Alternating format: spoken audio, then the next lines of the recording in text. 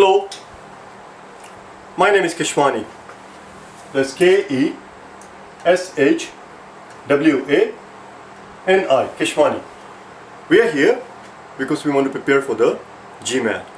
We have been solving GMAT problems out of this book here, GMAT Review, the official guide, the 13th edition. If you do not own this book already, purchase one immediately. You're going to need it. The problem that we are about to solve is the one that you will find on page number 283. Please turn to page 283, problem number 94. And today is our lesson number 118. We are going to do problem number 94 and 93. I'm going in reverse order because 93 is fairly easy. Let's get this one out of the way. Not that this one is difficult, this one is not that bad, but still. Let's take a look at it, see what he has to say. 94. In 94, we are told that there are 50% of the people who are college graduate in a certain firm. We are further told that 60% are over 40. So half of them are college graduates, 60% of them are over 40, and we are told that 30% of those who are over 40 have master's degree. The question simply is, how many of the geezers have master's degree? How many of the people who are over 40 have master's degree? Let's look at first statement. In the first statement they tell us exactly 100 are college graduates. Well, if exactly 100 of them are college graduate and we are told that half of them are college graduate, that must mean that there must be 200 people. Now listen, before I actually do all the work, I want to make sure that you understand that we don't actually have to do all the work. Not only that we don't actually have to do it, you mustn't do it in the exam. It's a waste of time. You just have to be able to realize that there is sufficient information to answer the question in a yes, affirmative or negative. Watch what happens here. Since we know exactly how many are college graduate, and since we are told what percentage are college graduate, we can figure out the total population. We just did 200 people. Once we have 200, we can take 60% of that and figure out how many are over 40. Once we know how many are over 40, we know 30% of that amount has the master's degree. That's it. So the first bit of information is enough by itself for us to be able to answer the question: how many of the people over 40 have master's degree? It can be calculated. Therefore, A, D, B, C, E. Since the first statement by itself is enough, the answer cannot be B, C, or E. It will have to be either A or a D.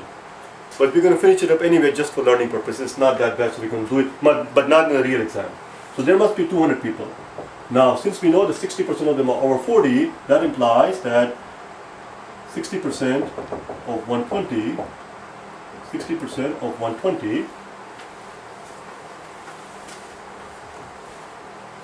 let's do it here. 60% of 120. Well, we know that 10% of 120 is 12. No, not 120, 200 rather. We're wasting too much time. Let's just do it. I'm just going to explain to you. Okay, it's not that bad. 10% of 200 is 20. If 10% of 200 is 20, 60% is 6 times the amount, is just 120. That implies that 120 people, which is 60%, now this comes from here. 120 are over 40. And that in turn will tell us that 30% of 120 are over 40 with master's degree. Voila. Whatever that amount is, 30% of 120. Which is not bad to find out either, because 10% of 120 is 12, so 30% is 12 times 3, 36 people. That's it. So the first statement actually does do the job. Let's look at the second statement.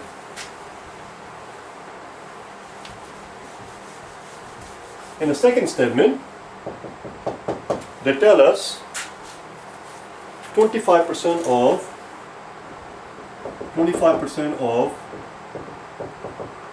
under 40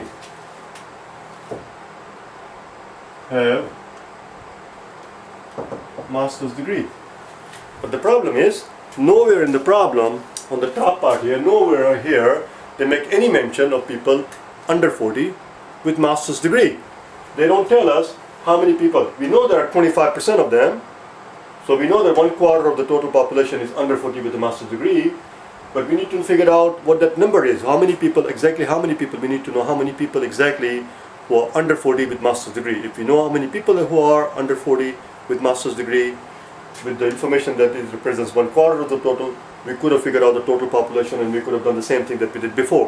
But here there is no way to figure out the total population because we do not know how many in terms of numbers, how many under 25 with masters. We cannot figure out. There is nothing in here that will enable us to do that. We need to figure out this amount. We need to know this amount. One more time. If we know how many, if we can somehow figure out how many exactly under 25 have master's degree, we know that represents 1/4 of the total population. Therefore, 4 times the amount would have been the total population. And once we know the total population, the rest of the stuff is same as before. But since we cannot figure it out, the second statement by itself is no good. The answer is A. Let's do number 93. That's it. We're done with this one.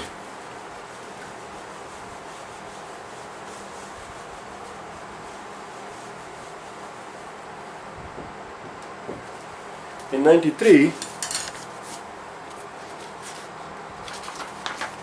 the question simply is, does club X have more people than club Y? And that's what it is. With no information whatsoever, they're simply asking us, does one club have more people than the other? Let's see what they must tell us something about these clubs in the two statements. Let's look at first statement. In the first statement, they tell us that 20% of X are also in Y. 20% of X are also in Y. So we're going to look at two different scenarios. We're going to look at two different scenarios by using what is known as Venn diagram. Venn diagrams come in quite handy here. So here's your club X, here's your club Y, X and Y. And in the first scenario, let's start out by having the same number of people. And let's find out if this is possible. And if it is possible, if it turns out that this scenario is not impossible, then the answer to this question would be no. Does club X have more people than club Y? The answer would be no, because we're starting out with the same number of people. So here the answer would be no, if we can figure out that if it is possible. 20% of X are also in Y. So 20% of X is 20. So 100 becomes 80, and this 100 becomes 80. To which the answer would be, why not? This is a very simple scenario where they have the same number of people, and therefore the common area is 20 right here. That is possible. Now let's look at another one.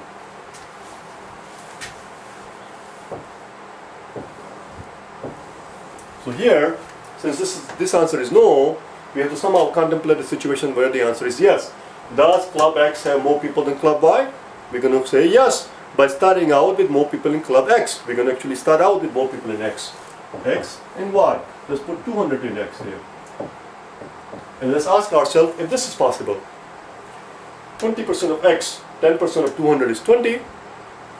10% of 200 is 20. 20% is going to be 40. So the 40 goes in here. And this becomes 160, and this becomes 60. Now, is that possible? Is that something that that might happen? And the answer is yes. Why not? This is quite possible. We cannot rule it out. Since we cannot rule out a situation like this, in this case, the answer is yes. Does club X have more people than club Y?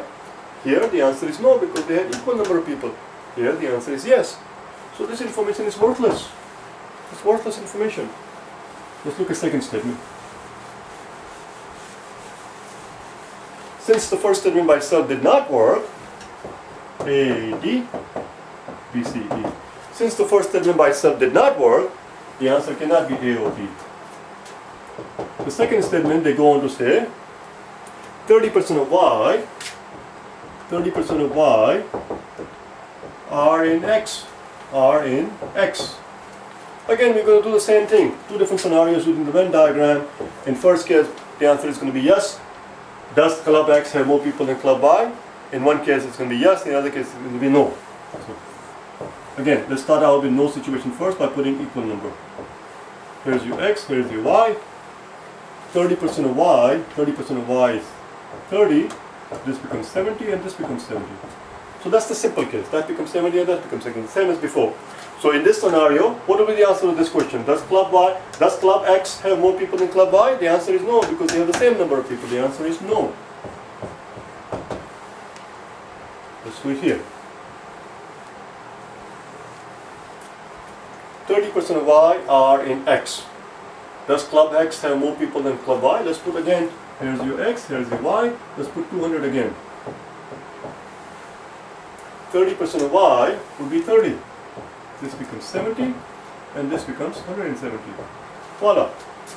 Is that possible? Is that something that is possible? Is that something that we cannot rule out? The answer is no, we cannot rule it out. That is quite possible. It is not an impossibility. Since this is possible, and here, does Club X have more people than Club Y? The answer here is yes. Since again we're getting contradiction, this information is worthless. We cannot tell if Club X has more people than Club Y. Let's put them together, shall we? Let's put them together. Now when we put them together, what we find is, I'm going to erase this part here because I need the room here. When we put them together, what we find is that we are told that 20% of X are in Y. So 20% of X are in Y. Here's your X, here's the Y. But then we also told that 30% of Y, 30% of Y is in X. That's your common area. This is the intersection. This is where commonality is. Which means listen, together 1 and 2 imply that 20% of X, 0.2X must equal 0.3Y. Because that's what it is. This number is equal. So 20% of X must equal 30% of Y. Which means that X over Y, if you were to bring the Y here and bring the 0.2 there, is 0.3 over 0.2, which is same as 3 over 2. Voila. Which means, yes, we didn't even have to do all of this thing. It's just common sense. If 20% of one number equals 30% of some other number, then that some other number must be the smaller quantity, because it requires 30% of that amount to equal just the 20% of the first number. So obviously the first number is greater than the second number. The first number here is the number of people in Club X. So that's what it is. Here we know definitively, we know without any doubt, this is an incontrovertible proof that Club X must have more people. It must. We're going to show it here by plugging in numbers. Since we know the ratio 3 to 2, let's start out with 300 and 200. Now, what is 20% of 300? 10% of 300 is 30, therefore 20% is 60. So 60 goes in here. 60 goes in here. I'm going to change, because we have the flair for the dramatic, we're going to put this marker away. We're going to find a red marker, and we're going to actually put down a number here. One more time. Which one was I working on? Club X, 20% of X. 10% of 300 is 30, therefore 20% is going to be 60. Voila, 60 is going to go here. And this becomes 240. Now that's 60. This 60 represents 20% of X. But it also represents 30% of Y. 30% of Y, because you see Y was 200. 10% of 200 equals 20. Therefore 30% would equal 3 times the amount, which is 60, which is exactly what we have here, There we go, that's all it is. But all of that was not necessary, you understand? It's a very simple thing. You just have to understand that if 20% of some amount equals 30% of some other number, then obviously the first number is bigger. And now we have this, as I said, an incontrovertible proof that Club X does indeed have more people. As a matter of fact, Club X now, not only we know that Club X has more people, but we can go even further by saying that Club X actually has 50% more people. It has 50% more people than club Y does. For every 2 people, club X has 3 people. That's all. I'll see you tomorrow, okay? Bye now.